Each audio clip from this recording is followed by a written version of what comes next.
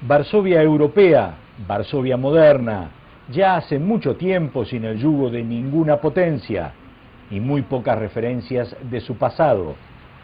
Hay que buscar con mucho detenimiento las huellas de lo que fue una de las matanzas más atroces del último siglo, y muy particularmente del gueto creado por los nazis en el centro de esta fantástica capital imperial, donde fueron confinados 500.000 de judíos hasta su exterminio. Muy poco de lo que era el gueto aquí en Varsovia ha quedado en pie. Uno de estos ejemplos es este edificio.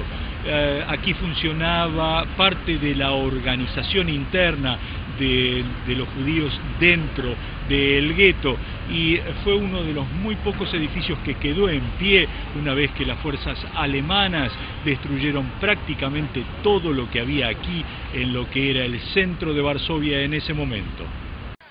Con la invasión alemana de septiembre de 1939, todos los polacos fueron convertidos en ciudadanos de segunda categoría y los judíos prácticamente en esclavos.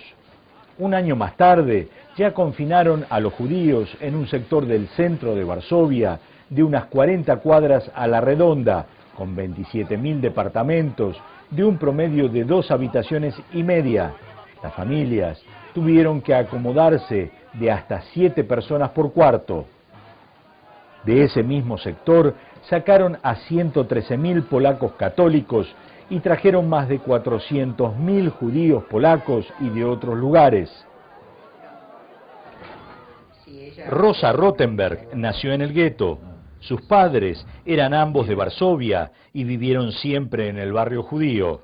Ellos se casaron durante la guerra, sí, que era también una cosa muy rara, totalmente prohibida, porque los alemanes tenían establecidos reglas y leyes dentro del gueto que no se podían evitar. Es decir, el saber que había un nacimiento o un casamiento equivalía a ser fusilado prácticamente. La historia del gueto tiene 2 etapas muy claras. La primera, en la que la vida dentro de las paredes y las alambradas mantenía una cierta normalidad. La segunda es la de la represión, las enfermedades y las deportaciones masivas. La primera etapa del gueto sí es una historia de contrastes de personas que tenían dinero, que vivían bien, tenían comodidades, y personas que morían de hambre en las calles del gueto. Otros que especulaban con la necesidad o la desesperación de alguien que necesitaba un medicamento, que necesitaba, es decir, lo peor de la naturaleza humana. Marcia Ras es historiadora del Museo del Holocausto en Buenos Aires.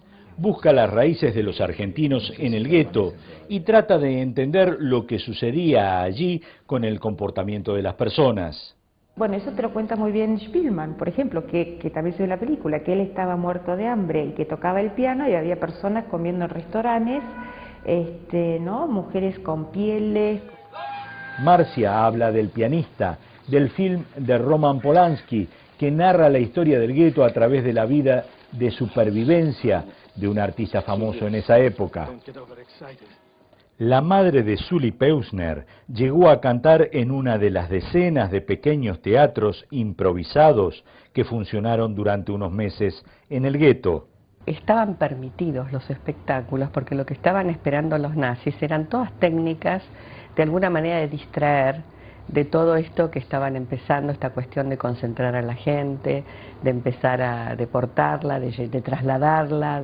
Entonces lo que empezó a pasar es que la gente en el gueto, que era enloquecedor porque no siempre tenía trabajo, algunos podían salir a trabajar, tomaron esto de los espectáculos, y muy particularmente en la calle Leshno, que era donde ella vivía, de las casas, las plantas bajas de las casas se acondicionaban para hacer espectáculos. Había muchísimos. Una de las formas humorísticas que después se decía el Broadway del gueto. Pero esta situación se mantuvo apenas hasta julio o agosto de 1942.